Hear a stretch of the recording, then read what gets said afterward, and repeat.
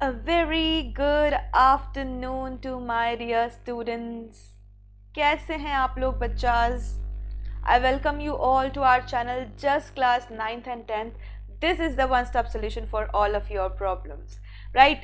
And I wish you all a very happy and prosperous Diwali. I hope आप लोगों की दिवाली बहुत ही amazing रही होगी. चलो, आज हम पढ़ने जा रहे हैं स्टोरी ऑफ विलेज पालमपुर. ये जो हमारा छोटा सा प्यारा सा चैप्टर है, चैप्टर नंबर 1 ऑफ इकोनॉमिक्स, ये आज हम कवर करने जा रहे हैं फॉर क्लास 9th. ठीक है बच्चों, तो इसमें हम देखेंगे कि हमने क्या इस चैप्टर के अंदर दिया हुआ है और उसे हम समझते हैं. चलो, so this is me, your educator for social science and computers. My name is Bhavna Singh. I have done MCom in accounts, B.Ed, CA IPCC. I'm having a degree of articleship and a teaching experience of 3 years. ये हैं Telegram बाबा, देते हैं आपको daily updates regarding all the upcoming classes. कौन सी class कब कितने बजे होने वाली है, कौन से फैकल्टी की होने वाली है हमारे इस चैनल जस्ट 9th-10th की, वो पता लगाता है आप लोगों को पता लगता है हमारे चैनल से, राइट. सो क्या करना है आपको, इजी पीजी लेमन स्क्वीजी सा काम करना है. इसी वीडियो के डिस्क्रिप्शन बॉक्स में जाना है, टेलीग्राम चैनल का लिंक वहाँ दिया हुआ है, टेलीग्राम ऐप को डाउनलोड करो और हमें फॉलो कर लो ये वाले लिंक पे जाके. तो आपको डेली अपडेट्स जो हैं वो मिलते रहेंगे. अब बहुत ही महत्वपूर्ण सूचना, जो बच्चे अपनी स्टडीज़ में प्रो होना चाहते हैं, जो चाहते हैं बिल्कुल एग्ज़ाम ओरिएंटेड पढ़ना, प्रॉपर अपनी स्टडीज़ को मैनेज्ड वे में समझना चाहते हैं, करना चाहते हैं और 100% स्कोर करना चाहते हैं, so what you have to do is you have to just install the Unacademy learning app in your phones. उससे क्या होगा, जब आप Unacademy learning app इंस्टॉल करते हैं, पहली बात तो बच्चा ये लर्नर बेस्ड एप्लीकेशन है जो आपको एक बहुत ही अमेजिंग सा लर्निंग एक्सपीरियंस देती है, राइट. आप जिस भी क्लास में हैं, आप अपना गोल जो है, जो भी चीज़ आप टारगेट कर रहे हैं, वो आप मैनेज कर सकते हैं. फॉर एग्जाम्पल, अगर हम 9th-10th की बात कर रहे हैं तो यहाँ पे 9th-10th वाले बच्चे हैं. सो अगर आप 9th क्लास में हैं, so you have to select class 9th. अगर आप क्लास 10th में हैं, then you have to select class 10th. अब यहाँ हमारे पास 3 ऑप्शंस अवेलेबल है. पहला है स्पेशल क्लास, दूसरा है फ्री कोर्सेज. तो ये दोनों होते हैं बच्चास बिल्कुल फ्री, ये आपसे कोई चार्जेस इसके लिए नहीं लिए जाते, राइट. यहाँ आपको पढ़ाया जाता है जो चैप्टर है वो, या आपको जो ट्रिक्स टेक्निक्स हैं वो आपको समझाई जाती हैं, शॉर्ट में क्विक रिवीजन यहाँ करवाया जाता है.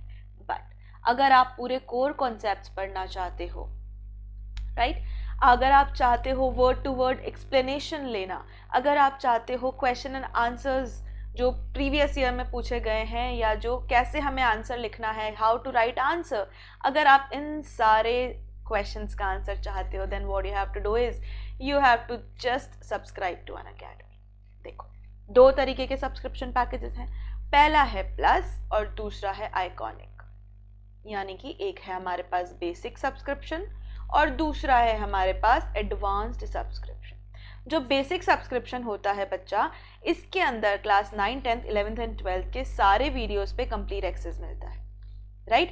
And what else, you can download those videos. आप उनको डाउनलोड भी कर सकते हो फॉर योर फ्यूचर रेफरेंस. अगर आपने जब एक बार पढ़ा और आपको समझ नहीं आ रहा, तो आप उसे डाउनलोड कर लीजिए. आपका जितनी बार मन करे उतनी बार आप उसको दोबारा से रिकॉर्ड करके अपने पास डाउनलोड करके रख सकते हैं और दोबारा से आप उस वीडियो को देख सकते हैं. अब नोट्स मिलते हैं यहाँ पे in the form of PDF, right. तो बहुत सारे बच्चे मुझसे YouTube सेशंस के बाद नोट्स मांगते हैं, ma'am please provide notes, right. तो वो थोड़ा सा बर्डनसम होता है. लेकिन जब हम बात करते हैं अनअकैडमी लर्निंग ऐप की, तो जो हमारा ये प्रेजेंटेशन होता है, ये in the form of PDF available होता है. आप वीडियो के नीचे से आप इसे डाउनलोड कर सकते हो, तो ये आपको मिलता है. फिर वहाँ मिलती है आपको complete access to all the quizzes, weekly quiz and the mega quizzes, जो होते ही सिर्फ आपकी परफॉर्मेंस को इवेल्युएट करने के लिए है, राइट. और वहाँ पे जो है आंसर राइटिंग प्रैक्टिस भी होती है. अभी मेरा नया कोर्स आ रहा है फ्रॉम 23rd of November से, प्लस कोर्स. उसका बेसिक मोटो इस बार यही है, we have to cover the important topics and apart from that how to form answers, ये हम उसमें देखने जा रहे हैं, राइट. अब यहाँ पे और क्या मिलता है, और मिलते हैं आपको लाइव डाउट सॉल्विंग सेशंस, बिल्कुल 1 to 1 आपको इंटरेक्शन मिलेगा आपके फैकल्टी के साथ। जितने भी देर की क्लास है आप उतनी पूरी देर अपने टीचर से जो है डाउट पूछ सकते हैं, राइट। आपको टीचर्स कभी मना नहीं करेंगे कि हम आपको डाउट नहीं बताएंगे, क्योंकि क्या होता है जब हम यूट्यूब पे पढ़ा रहे होते हैं या जब हम स्पेशल क्लास में पढ़ा रहे होते हैं तो बहुत सारे बच्चे एक साथ आ जाते हैं, बट जब हम प्लस सब्सक्रिप्शन की बात करते हैं तो एक बैच में मिनिमम मतलब जो है एक limited set of students are there जो लोग सिर्फ पढ़ते हैं, राइट। बहुत सारे बच्चे एक ही बैच में नहीं आते हैं, बच्चों को अलग अलग बैचेस दिए जाते हैं, तो सबके डाउट्स जो है रिजॉल्व होते हैं। अब अगर हम बात करें आइकॉनिक सब्सक्रिप्शन की, तो आइकॉनिक सब्सक्रिप्शन में और क्या फ़ायदे हैं। सबसे पहला, यहाँ मिलता है आपको पर्सनल मेंटोर जो हेल्प करता है आपको आपकी परफॉर्मेंस को बूस्ट करने में, राइट। जो हेल्प करते हैं आपको आपका डायरेक्शन दिखाने में, वो आपको गाइड करेंगे कि बच्चों इस डायरेक्शन में जाना है, तुम्हें ये चीज़ पहले पढ़नी है, तुम्हें अपना सिलेबस इस तरीके से कवर करना है। अगर तुम्हें कोई भी प्रॉब्लम है तो आप हमसे आके बात कर सकते हो, आपकी प्रॉब्लम का सोल्यूशन पक्का से मिलेगा, राइट। दूसरा, अगर आपके पेरेंट्स होना चाहते हैं अनअकैडमी से कनेक्ट और वो चाहते हैं आपकी परफॉर्मेंस को एनालाइज करना, तो वो भी कर सकते हैं, वो भी आपकी परफॉर्मेंस को घर बैठे देख सकते हैं। तीसरा, यहाँ होते हैं वीकली और मंथली प्लानर्स जो हेल्प आउट करते हैं आपको अपनी स्टडीज को प्रॉपरली प्लान आउट करने में, राइट। अगर आप चाहते हैं प्रॉपरली अपने एग्जाम्स के लिए पढ़ना, एग्जाम ओरिएंटेड पढ़ना, तो आपको बताया जाएगा कि अब इतने दिन बचे हैं आपके एग्जाम में, इतने वीक्स बचे हैं, इतने मंथ्स बचे हैं, आपको इस वीक में ये टारगेट्स कवर करने हैं, आपको इस मंथ में ये टॉपिक्स कवर करने हैं, इस तरीके से आपको अपनी स्टडी को प्लान करना है। ये सब कुछ सिखाया जाता है। अब यहाँ 6th से लेकर 12th तक के सारे वीडियोस पे कंप्लीट एक्सेस मिलता है बच्चास, और साथ ही साथ क्रिएटिव कॉर्नर पे भी कंप्लीट एक्सेस मिलता है। तो इसका जो 24 मंथ का पैकेज है वो है 43,200 का, 2 साल के लिए पूरा कंप्लीट पैकेज। साथ में अगर आप चाहते हैं कि ये आइकॉनिक सब्सक्रिप्शन नहीं लेना, प्लस सब्सक्रिप्शन लेना है बेसिक वाला, तो उसका कॉस्ट है बच्चा 22,500। तो दोनों में से तुम्हें जो भी सब्सक्रिप्शन चूज करना हो तुम कर सकते हो, लेकिन मेरा कोड अप्लाई करना मत भूलना, that is Bhawana, BHAWANA, and if you apply this code you will get the instant 10% discount in your fee amount, right? चलो, so फटाफट से जाओ, सब्सक्रिप्शन लो और आ जाओ। अब हम बात करते हैं 23 नवंबर, जैसा कि मैंने तुम्हें अभी अभी बताया, 23 नवंबर से रोजाना शाम 4 बजे मेरा प्लस कोर्स जो है आ रहा है, जिसमें इस बार हम क्या करने जा रहे हैं, इस बार हम इम्पॉर्टेंट टॉपिक्स का डिस्कशन करने जा रहे हैं। History, civics, geography and what else, economics. ये चारों सब्जेक्ट्स हमारे क्लास 10th के कवर करने जा रहे हैं। साथ ही साथ आंसर राइटिंग कैसे करनी है, उनको जो क्वेश्चंस हमसे पूछे जाते हैं, कितने मार्क्स के क्वेश्चन आएंगे, सैम्पल पेपर का हम यहाँ डिस्कशन करेंगे और उसके अकॉर्डिंग आंसर कैसे फॉर्म करना है ये देखेंगे, right. So if you want to practice, आ जाइएगा मेरी क्लास में। चलो, तो अब हम बात करते हैं हमारे चैप्टर की। Hello everyone, welcome to the class बच्चा। तो ये जो चैप्टर है हमारा चैप्टर नंबर 1, इस चैप्टर के अंदर हम कुछ चीज़ों के बारे में पढ़ने जा रहे हैं। पहला, इकोनॉमिक्स के बारे में कि होती क्या है इकोनॉमिक्स। इकोनॉमिक्स एक ऐसी ब्रांच है नॉलेज की जो डील करती है किस में, प्रोडक्शन, कंजम्पशन और तीसरा ट्रांसफर ऑफ वेल्थ में। मैम क्या बता दिया आपने, कोई बात नहीं, जब ये चैप्टर हम पूरा पढ़ लेंगे तो तुम्हें ये तीनों चीज़ों का मतलब बिल्कुल अच्छे से समझ आ जाएगा। यानी किसी भी चीज़ को हम क्यों बनाते हैं, उसके अंदर क्या क्या चीज़ें हमें रिक्वायर्ड होती है, उसे हम कंज्यूम कैसे करते हैं, और जो प्रोडक्शन और कंजम्पशन हम कर रहे हैं उसके बीच में जो पैसा आता है उसका हम क्या करते हैं। ये तीनों चीज़ों से जो डील करती है ब्रांच ऑफ नॉलेज, उसे हम कहते हैं इकोनॉमिक्स, राइट। तो इकोनॉमिक्स को समझने के लिए स्पेसिफिकली कि जो हमारा प्रोडक्शन का कॉन्सेप्ट है उसको समझने के लिए हम ये जो चैप्टर है the story of village Palampur, ये पढ़ने जा रहे हैं, ठीक है। सो आज आपको ये पता लग जाएगा कि ये पेन कैसे बनता है, इसको बनाने के पीछे किन किन लोगों का और किन किन चीज़ों का हाथ होता है, right. So basically this village Palampur is a hypothetical village, यानी ये एक काल्पनिक यानी कि जो एग्जिस्टेंस जिसका नहीं है, हकीकत में ये कहानी है बस, right. So it is a hypothetical village, ये हकीकत में नहीं है। तो इसका नाम क्या है? पालमपुर। छोटा भीम का कौन सा गांव था, उसके जैसा ही गांव है ये कोई एक, पालमपुर। ठीक है। अब farming is the main activity in Palampur. Farming जो है वो पालमपुर की मेन एक्टिविटी है। Whereas several other activities such as small scale manufacturing, dairy, transport, etc. are carried out on a limited scale. अब यहाँ जो मेन एक्टिविटी है बच्चा वो है फार्मिंग, राइट। लेकिन ऐसा नहीं कि सिर्फ फार्मिंग ही होता है। मेन एक्टिविटी फार्मिंग है, मतलब मेजॉरिटी पीपल फार्मिंग ही करते होंगे, लेकिन कुछ लोग ऐसे होते होंगे जो फार्मिंग नहीं करते होंगे। वो लोग क्या करते हैं? तो वो लोग करते हैं कुछ small scale manufacturing, dairy, transportation, ये सारे काम, लेकिन ये बहुत ही लिमिटेड स्केल पर होता है पालमपुर के अंदर। ठीक है, देखते हैं आगे। ये ओवरव्यू देख रहे हैं हम पूरे चैप्टर का, पूरी स्टोरी का। These production activities need various types of resources, natural resources, man-made items, human efforts, money, etc., etc., etc. कोई भी प्रोडक्शन एक्टिविटी, ये पेन बनाना है, ये बॉटल बनानी है, चाहे हमें बिस्किट बनाना हो, चाहे हमें मोबाइल फोन बनाना हो, हर एक चीज को बनाने के लिए हमें बहुत सारी चीजें चाहिए होती है। जैसे फॉर एग्जाम्पल मैं बात करूं बिस्किट बनाने की, तो अगर आटे से बिस्किट बनता है या फिर मैदा से बिस्किट बनता है, तो उसके लिए हमें क्या चाहिए? पहले गेहूं चाहिए होगा, फिर हमें बिस्किट बनाने की मशीन चाहिए होगी, फिर हमें बिस्किट को पैक करने के लिए पैकेजिंग मटेरियल चाहिए होगा, फिर उसके ऊपर हम जो है प्राइस फिक्स करेंगे, फिर हमें उसके लिए मार्केट चाहिए होगा, और मार्केट तक पहुंचाने के लिए हमें ट्रांसपोर्टेशन चाहिए होगा, है ना? चाहिए कि नहीं? तो ये सारी चीजें जो हैं प्रोडक्शन प्रोसेस के अंदर आती हैं, यानी कि रॉ मटेरियल से लेकर के फिनिश्ड गुड तक जो बनने का सफर होता है, उसके मार्केट तक जाने का जो सफर होता है, ये सब के सब आते हैं हमारे प्रोडक्शन एक्टिविटी के, राइट। सो अब इस स्टोरी के अंदर हम बहुत सारी अलग अलग चीजें पढ़ने जा रहे हैं। हम वो सारे रिसोर्सेज के बारे में पढ़ेंगे जो कंबाइन करके बनाते हैं हमारा डिजायर्ड गुड और सर्विस। ये देखेंगे हम पालमपुर की मदद से। चलो आओ गांव चलें। तो पालमपुर जो है बच्चा, ये बहुत ही अच्छा गांव है, एकदम वेल कनेक्टेड है अपने अड़ोसियों से और पड़ोसियों से, राइट। इसका एक नेबरिंग विलेज है जिसका नाम क्या है? रायगंज। वो पालमपुर से थोड़ा सा बड़ा है। पालमपुर एक स्मॉल विलेज है, ठीक है।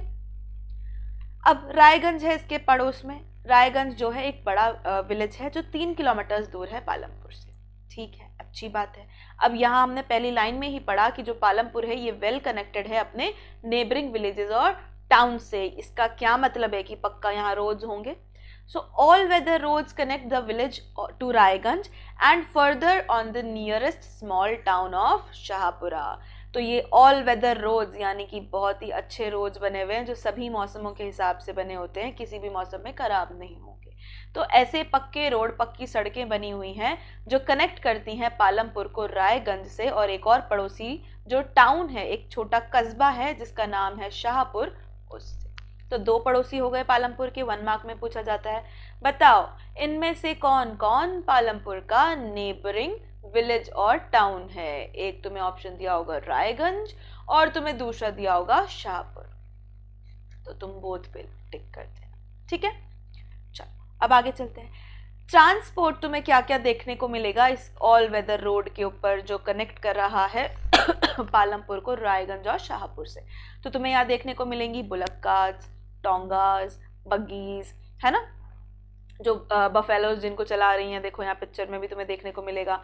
ट्रैक्टर्स तुम्हें यहाँ देखने को मिलेंगे, राइट। तुम्हें बहुत सारी चीजें जो है यहाँ पे देखने को मिलेगी। अब इसके बाद अगर हम बात करें तो और क्या क्या तुम्हें यहाँ मिलेगा, तो लोगों के तुम्हें यहाँ पे पर्सनल व्हीकल्स भी मिलेंगे, जैसे कि मोटरसाइकिल्स हो गई, जीप हो गए, ट्रैक्टर्स हो गए, ट्रक्स हो गए, इस तरीके के सारे तुम्हें यहाँ पे ट्रांसपोर्ट जो है वो नजर आएंगे पालमपुर, ठीक है। हमने ट्रांसपोर्ट समझ लिया। अब हम इसकी डेमोग्राफी देखते हैं, यानी कि डेमोग्राफी का मतलब कि जो पॉपुलेशन है वो कितनी है और कैसे वो डिवाइडेड है। तो टोटल 450 फैमिलीज हैं भाई हमारे इस विलेज के अंदर। Excuse me.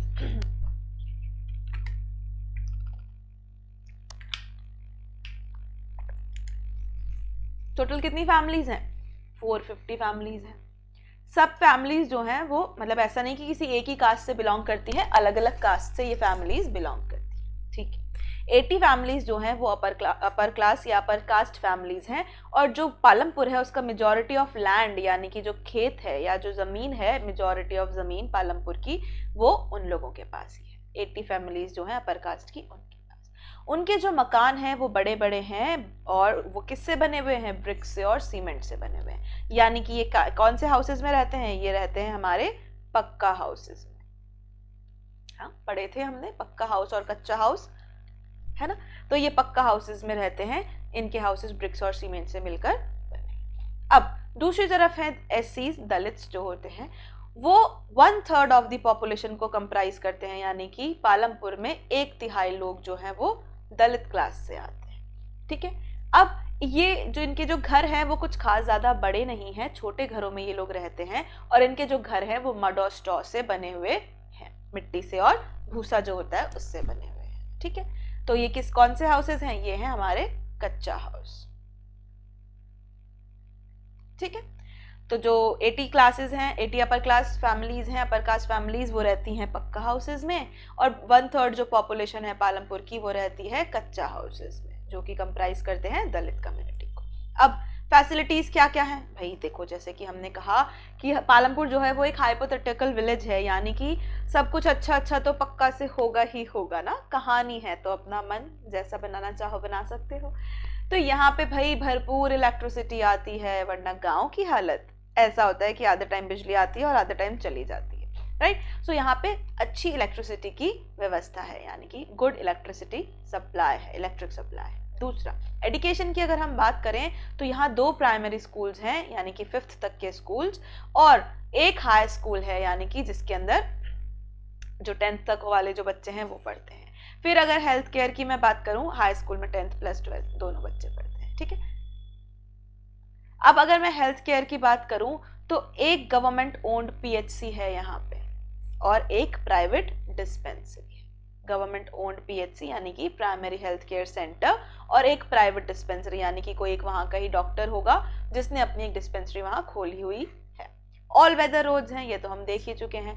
Developed irrigation facilities हैं, गवर्नमेंट ने वहां पे जो है ट्यूबवेल्स लगवा दी थी, उसके बाद गवर्नमेंट ने लगवाई कुछ ट्यूबवेल्स, उसके बाद वहां के लोगों ने ही खुद से अपनी अपनी प्राइवेट ट्यूबवेल्स लगवा दी, ठीक है। तो यानी कि इरिगेशन फैसिलिटी भी बहुत अच्छी है। और ट्रांसपोर्टेशन तो हमने देख ही लिया कि वहां पे ट्रक्स चलते हैं, ट्रैक्टर्स चलते हैं, बुलक कार्स चलते हैं, मोटर बाइक्स चलती हैं, सब कुछ चलता है, ठीक है।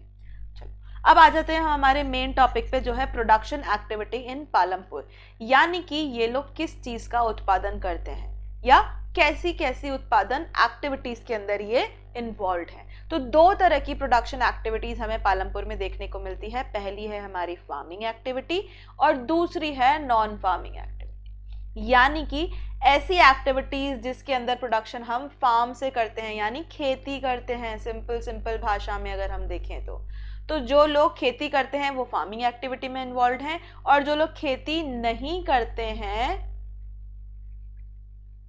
वो किस में इन्वॉल्व हैं? वो इन्वॉल्व है हमारे नॉन फार्मिंग एक्टिविटीज, ठीक है। चलो डिटेल में पढ़ते हैं। ऑर्गेनाइजेशन ऑफ प्रोडक्शन, अब ये समझने के पहले कि प्रोडक्शन कैसे कर रहे हैं वो लोग, खेती कर रहे हैं या खेती के अलावा कुछ कर रहे हैं। किसी भी चीज को प्रोड्यूस करने के लिए हमें कुछ चीजों की जरूरत होती है, right. So the aim of production is to produce the goods and services that we want. जो भी चीज हमें चाहिए उसे जब हम बनाते हैं तो उसे हम प्रोडक्शन कहते हैं, राइट। वो उसका एम होता है। मेन एम क्या है? किसी भी पेन को बनाने का मेन एम क्या है?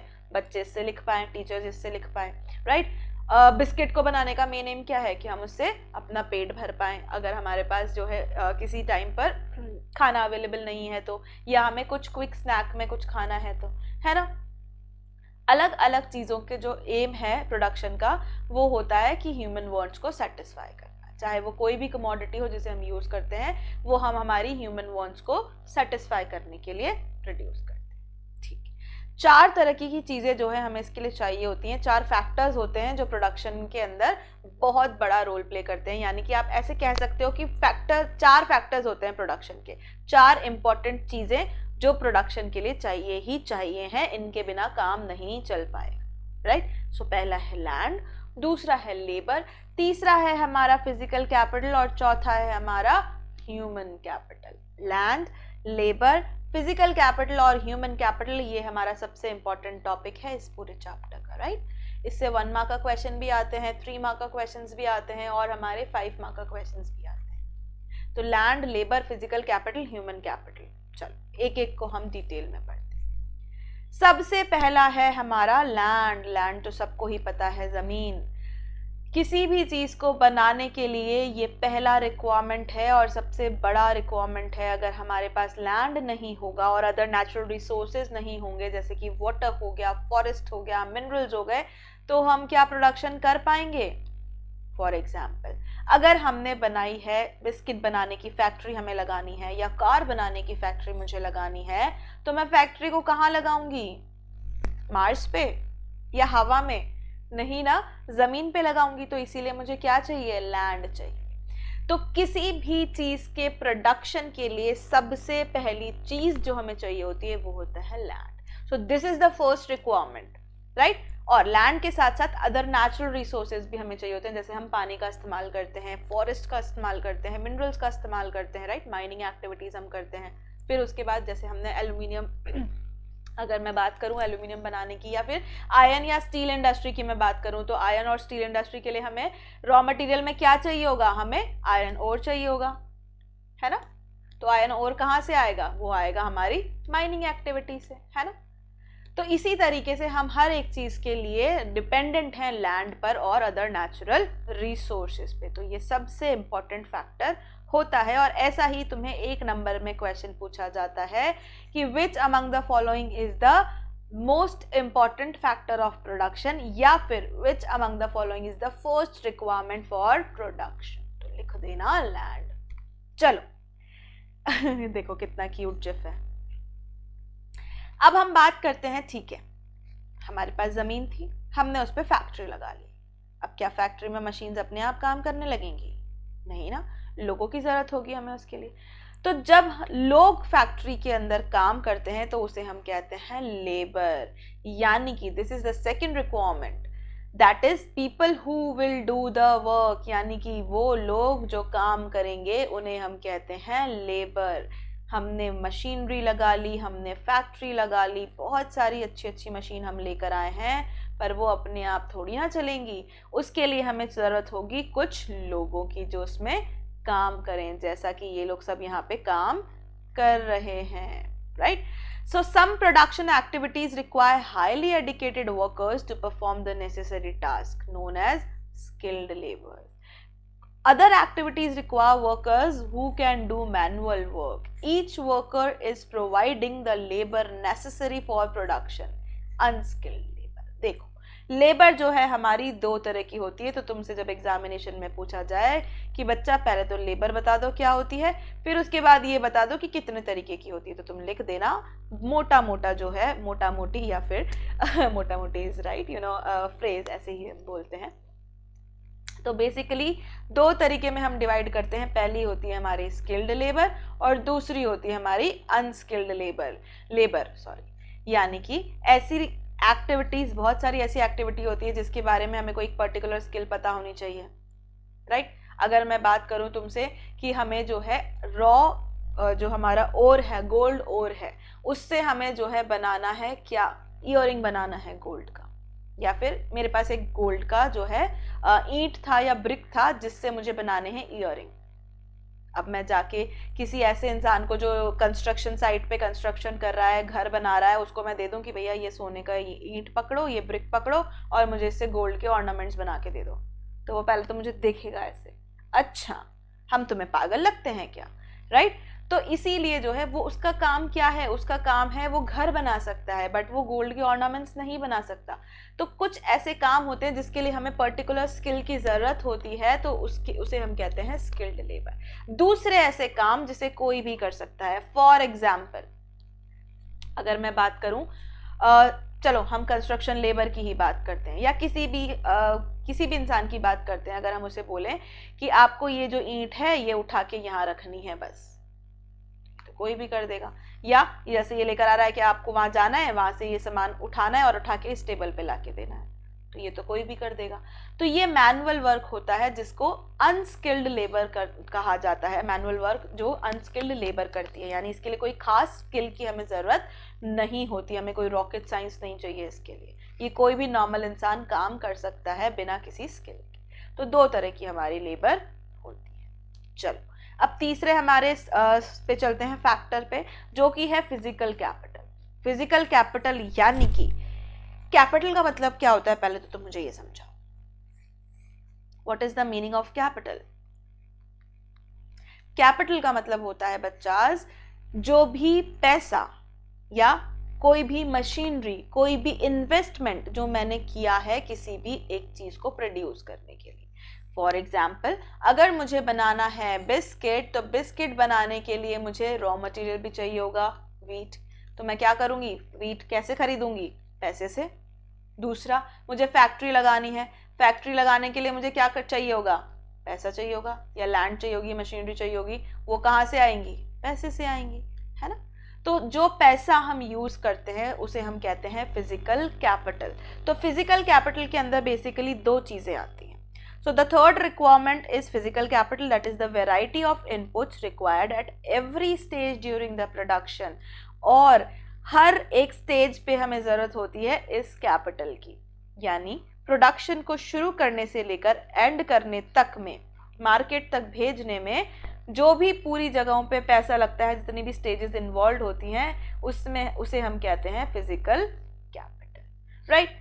तो ये दो तरह की होती हैं।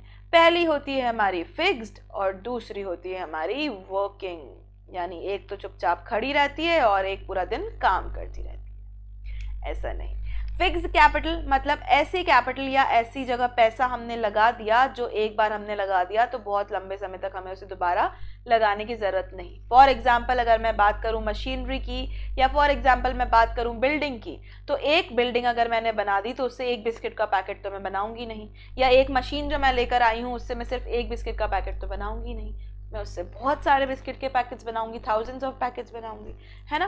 तो हर बार हर पैकेट बनाने के लिए मुझे नई मशीनरी की जरूरत नहीं है। तो वो होती है हमारी फिक्स्ड कैपिटल, यानी कि ऐसी कैपिटल जो एक बार हमने अगर लगा दी, बिजनेस में इन्वेस्ट कर दी, तो हमें बार बार उसको चेंज करने की जरूरत नहीं। चलो दूसरा होता है हमारा वर्किंग। तो ये नाम से ही पता चलता है जो चलता रहता है या काम करता रहता है। तो ये ऐसी कैपिटल होती है बच्चा, जैसे कि रॉ मटेरियल हो गया, जैसे कि कैश इन हैंड हो गया, यानी कि प्रोडक्शन प्रोसेस के दौरान जो है हमने अगर इसे एक बार इन्वेस्ट कर दिया या इसे एक बार हमने यूज कर लिया तो ये हमें दोबारा से चाहिए होगी। जैसे कि वीट, ये जो वीट था जो मैं लेकर आई थी, ये जो वीट था मैं लेकर आई थी फार्मर से, उससे मैंने ये बिस्किट का पैकेट बना लिया, तो ये वीट तो खत्म हो गया। अब ऐसा थोड़ी ना है कि ये सेम वीट से मैं दूसरा भी बिस्किट का पैकेट बना सकती हूँ, नहीं, वो तो चला गया, है ना। तो हर बार मुझे नया वीट जो है खरीदना पड़ेगा, तो उसे मैं क्या कहूंगी, उसे मैं कहूंगी वर्किंग कैपिटल। तो रॉ मटेरियल यानी कि कच्चा माल, और साथ ही साथ में कैश इन हैंड, जो पैसा हम ड्यूरेशन में, ये जो पैसा वीट खरीदने में मैं लगा रही हूँ, अब बिल्डिंग खरीदने की और मशीनरी खरीदने के लिए तो मुझे एक ही बार पैसा चाहिए ना, बार बार थोड़ी ना पैसे चाहिए। तो जो पैसा हम हाथ में रखते हैं और डेली एक्सपेंसेस में खर्च करते हैं उसे हम कहते हैं कैश इन हैंड। और रॉ मटेरियल क्या होता है, कच्चा माल, किसी भी चीज को प्रोड्यूस करने के लिए जो बेसिक इंग्रेडिएंट होता है वो रॉ मटेरियल होता है। तो ये दोनों आते हैं हमारे working capital. Is it clear? अगर इसमें कोई भी डाउट है किसी को तो you can ask me in the comment section, right. चलो अब तुम्हारे लिए एक छोटा सा काम है। काम ये है कि तुम मुझे कोई भी ऐसी एक फैक्ट्री या कोई ऐसी इंडस्ट्री बताओ, जैसे फॉर एग्जांपल टेक्सटाइल इंडस्ट्री हो गई, या फिर हमारी ऑटोमोबाइल इंडस्ट्री हो गई, या फिर हमारी आईटी इंडस्ट्री हो गई। कोई भी एक ऐसी इंडस्ट्री मुझे बताओ जिसके अंदर तुम डिवाइड करके मुझे बताओ कि कौन सी चीज़ों को हम फिक्स्ड कैपिटल में काउंट करेंगे उस इंडस्ट्री की पर्टिकुलर, और कौन सी चीज़ों को हम वर्किंग कैपिटल में काउंट करेंगे। ये दोनों चीज़ें तुम मुझे कॉमेंट सेक्शन में बताओगे, राइट। चलो अब आते हैं हमारे थर्ड फैक्टर की तरफ, जिसे हम कहते हैं ह्यूमन कैपिटल। तो ह्यूमन कैपिटल क्या होता है भाई? हमने ज़मीन खरीद ली, उस पे हमने फैक्ट्री भी लगा दी, धड़ल्ले से काम हो रहा है और लेबर भी हमने हायर कर ली। तो भाई अगर इस लेबर को कोई मैनेज करने वाला नहीं होगा तो आज तो सर हमें आलस आ रहे हैं, आज तो हम 5 ही बिस्किट के पैकेट बनाएंगे, आपको जो करना है कर लो, हम तो जा रहे हैं, हमें तो शादी में जाना है। या फिर एक बिस्किट का पैकेट बनाने में अगर 1 किलो गेहूं लगता है तो कोई महाशय आके उसमें 5 किलो लगा रहे हैं गेहूं, कोई महाशय आके उसमें 10 किलो गेहूं लगा रहे हैं। तो ऐसे कैसे चलेगा दीदी एंड भैयास। तो जो भी व्यक्ति हमारे लैंड को, हमारी लेबर को, हमारी कैपिटल को, जो हम पैसा लगाते हैं उसको मैनेज करता है, उन तीनों को एक साथ लेके चलता है, उसे हम कहते हैं ह्यूमन कैपिटल। यानी कि so there will be a need of knowledge and enterprise to put together land, labour and physical capital and to produce an output. यानी कि लैंड के लिए, लेबर के लिए, फैक्ट्रीज जो हमने लगाई है और साथ ही साथ में जो हमने पैसा लगाया है, जो फिजिकल कैपिटल लगाई है, इन तीनों चीज़ों के मैनेजमेंट के लिए हमें ज़रूरत होती है नॉलेज की और दिमाग की।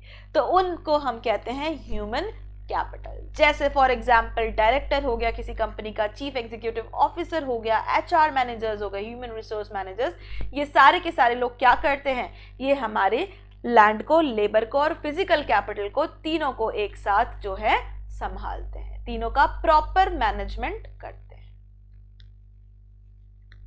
ठीक है, तो ये होता है हमारा चौथा फैक्टर ह्यूमन कैपिटल, और ये बहुत ही ज्यादा इंपॉर्टेंट रोल प्ले करता है किसी भी चीज के प्रोडक्शन में। राइट, चलो ये क्लियर है। Excuse me.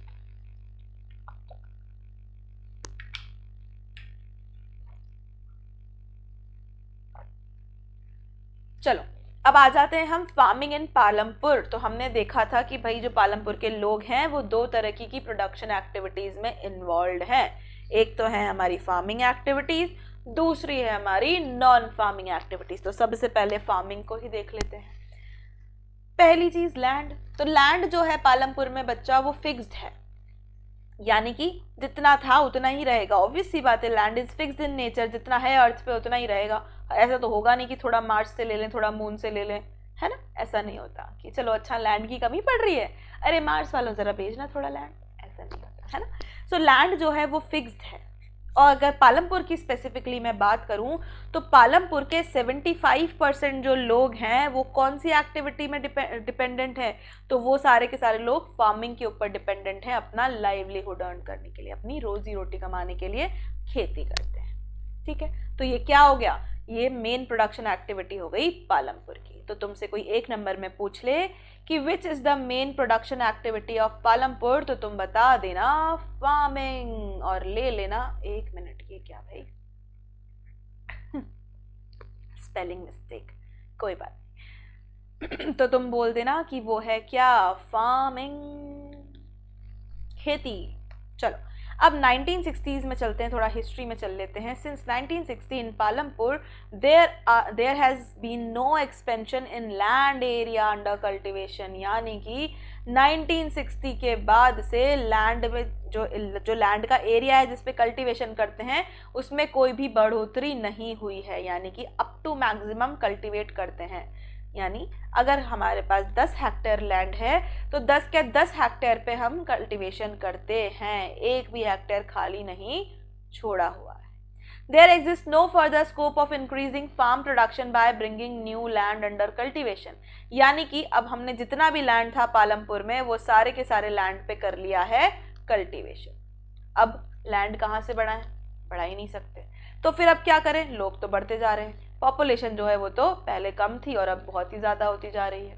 तो इतने सारे लोगों के लिए हम कहाँ से एम्प्लॉयमेंट लेकर आए, इतने सारे लोगों के लिए हम कहाँ से खाना लेकर आए। तो अब क्या किया वहाँ के लोग, चलो सो इज देयर एनी वे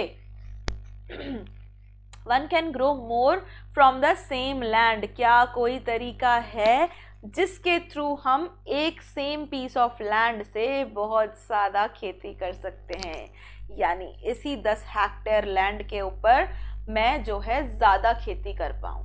तो बिल्कुल हमने पढ़ा था ग्रीन रिवॉल्यूशन, अगर तुम लोगों को याद हो, अभी नहीं याद भी है तो अभी याद आ जाएगा। तो सबसे पहला तरीका होता है मल्टीपल क्रॉपिंग का, यानी एक ही पीस ऑफ लैंड पे आप मल्टीपल क्रॉपिंग करो, अलग अलग तरह की फसल उगाओ। राबी लग गई तो फिर पोटैटो लगा दो, फिर उसके बाद शुगर केन भी एक पार्ट में लगा दो, वीट के बाद बार्ली लगा दो, मेज लगा दो, जो तुम्हारा मन करे वो लगाते रहो। क्रॉप रोटेशन करते रहो या मल्टीपल क्रॉपिंग एक साथ करते रहो। एक पार्ट में वीट उगा दिया, ये छोटा पार्ट बचा इसमें पोटैटो लगा दिया, ये वाला पार्ट बचा इसमें शुगर केन उगा दिया। तो इस तरीके से जो है पालमपुर के लोग कल्टीवेशन किया करते हैं। So it is the most common way of increasing production on a given piece of land. ये सबसे आसान तरीका है और सबसे कॉमन भी, कि एक ही जो हमारे पास लैंड का पीस है उसी के ऊपर हम अलग अलग तरह की क्रॉप्स उगा दें तो हमारा प्रोडक्शन वैसे ही बढ़ जाएगा।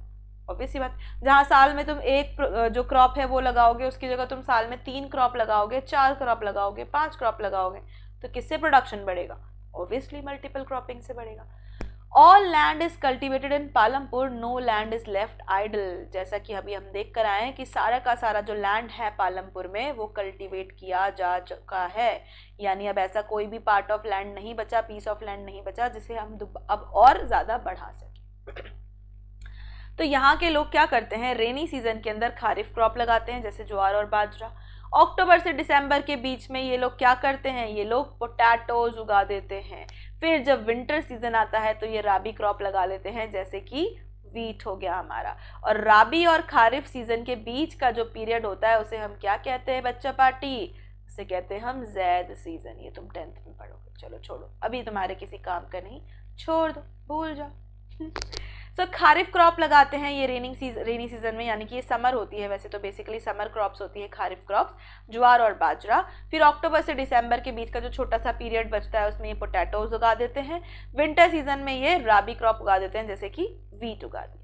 From the wheat produced, farmer keep enough wheat for the family's consumption and sell the surplus wheat at the market at Raiganj. अब क्या करते हैं वो इतने सारे वीट का, मैम प्रोडक्शन बढ़ा रहे हैं, प्रोडक्शन बढ़ा के क्या करेंगे? होंगे तो मैक्सिमम 5 ही लोग, तो 5 लोगों के लिए कितना सा वीट चाहिए? तो वो क्या करते हैं फार्मर्स वहाँ के अपनी फैमिली नीड्स के हिसाब से वीट को निकाल लेते हैं, पूरे साल में जितना उन्हें चाहिए रख लिया उन्होंने स्टॉक करके। बाकी का जो एक्स्ट्रा बचा, जो सरप्लस बचा, उसे मार्केट में सेल कर देते। ठीक है, ये करते हैं वो एक्स्ट्रा अपने सरप्लस किसके साथ? अपने सरप्लस वीट के साथ। A part of land is dedicated to the cultivation of sugarcane throughout the year। जैसा कि तुम लोगों को पता होगा शुगर केन जो है वो बहुत ज़्यादा लंबा समय लेती है उगने में, तो पूरे साल के लिए उसको छोड़ दिया जाता है एक पार्ट को। थ्रू आउट द ईयर वहाँ पे शुगर केन उगा दिया जाता है। जैसे कि ये एक लैंड है, लैंड का पीस है, तो इसमें से ये इतना एरिया है, इस पर शुगर केन उगा दिया एक बार और उगा के छोड़ दिया, भूल गए 1 साल के लिए। तब तक यहाँ पे हम 3-4 क्रॉप्स अलग अलग लगा लेंगे, जो भी सीजन आएगा उसके हिसाब से। यहाँ शुगर केन उग रहा है, तो जब ये शुगर केन बड़ा हो जाएगा तो उसके बाद इसको काट लिया जाएगा। फिर क्या करते हैं शुगर केन का? तो शुगर केन को रॉ फॉर्म में या फिर जैगरी यानी कि गुड़ के फॉर्म में बेच दिया जाता है शाहपुर के ट्रेडर्स को। शाहपुर क्या था? एक स्मॉल टाउन था, है ना, पड़ोसी था हमारे पालमपुर का, तो वहां के ट्रेडर्स को बेच दिया जाता है। The main reason why farmers are able to grow 3 different crops in a year in Palampur is due to the, ये important है, well developed system of irrigation. Electricity came early in the early to the Palampur, यानी कि यहाँ पे जो well developed irrigation system है, पहले Persian wheels का यूज़ किया जाता था। देखो इस तरीके से सिंचाई के लिए पर्शियन व्हील्स का यूज़ किया जाता था, लेकिन गवर्नमेंट ने क्या किया, वहाँ पे इलेक्ट्रिक ट्यूबवेल्स लगा दी, जिससे अब आसानी से पानी खेतों तक पहुँच जाता है। और गवर्नमेंट ने तो लगाई ही लगाई, उसके बाद सब लोगों ने अपनी खुद की प्राइवेट ट्यूबवेल्स को भी लगाना शुरू कर दिया पालमपुर के अंदर। राइट, चलो इसमें कोई डाउट है किसी को? If you have any doubt, then you can ask me in the comment section. चलो, तो अब हम देखते हैं, बढ़ते हैं आगे। मॉडर्न फार्मिंग मेथड्स, यानी कि खेती करने के नए नुस्खों की तरफ, नए तरीकों की तरफ। The other way to use modern farming methods for higher yield, हम क्या करने लगे हैं? 1960s के मिड में जो है क्या हुआ था हमारे यहाँ पे, बहुत ही ज़्यादा 1960 के मिड्स तक बहुत ही कम कल्टीवेशन या कम यील्ड आप कह सकते हो, कम पैदावार होती थी, यानी कि जो क्रॉप थी वो कुछ खास अच्छी फसल जो है हमें, मतलब जो ग्रेन होता है, जो यील्ड होता है, वो नहीं देती थी, है ना, जो भी हम खेती करते थे। लेकिन उसके बाद आया ये चमत्कारी ग्रीन रिवॉल्यूशन, जिससे क्या हो गया, हमारे कंट्री में एकदम प्रोस्पेरिटी छा गई, जो हमारे किसान थे उनके मजे आ गए।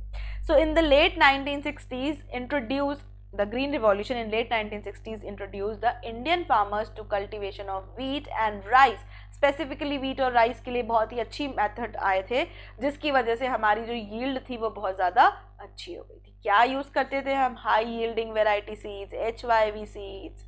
ये जो सीड्स थे ये हमारे, अगर मान लीजिए नॉर्मल, अगर हम खेती के लिए जो सीड नॉर्मल नेचुरल सीड्स जो अगर हम डाल रहे हैं, तो वो नेचुरल सीड डालने के बाद जो हमारी क्रॉप है वो हमें 10 गेहूं के दाने देती है, अगर हम मान लें तो। लेकिन जब हम HYV सीड्स का यूज करते हैं तो हमें मिलते हैं 1000 दाने, राइट, या 100, चलो मान लो 1000 तो ज्यादा हो गया, 100 दाने। तो इतना ज्यादा जो है प्रोडक्शन बढ़ गया एकदम से, इतनी अच्छी यील्ड होने लगी after the green revolution. The same piece of land would now produce far larger quantities of food grain that was impossible earlier, that was not possible earlier. जो पहले हमारे जो पीस ऑफ लैंड था वो कम हमें yield देता था, लेकिन अब वही सेम पीस ऑफ लैंड हमें ज्यादा यील्ड देता है। ठीक है, तो जो फार्मर्स थे पंजाब, हरियाणा, मध्य प्रदेश के, वहां पे सबसे पहले ये मेथड यूज किया गया था उन लोगों के द्वारा, और उनको इतना बेनिफिट हुआ वो एकदम अमीर बन गए। और साथ ही साथ HYV सीड के साथ क्या आया था, HYV सीड के साथ आए थे केमिकल्स, फर्टिलाइजर्स और हमारे अलग अलग तरीके के मॉडर्न फार्मिंग मेथड्स, जैसे कि इरिगेशन के लिए हमने ट्यूबवेल्स शुरू करी, है ना। तो ये सारी चीजें, ये सब आए थे मॉडर्न फार्मिंग मेथड। कब आया था, ग्रीन रिवॉल्यूशन के बाद। ग्रीन रिवॉल्यूशन कब हुआ था, 1960s।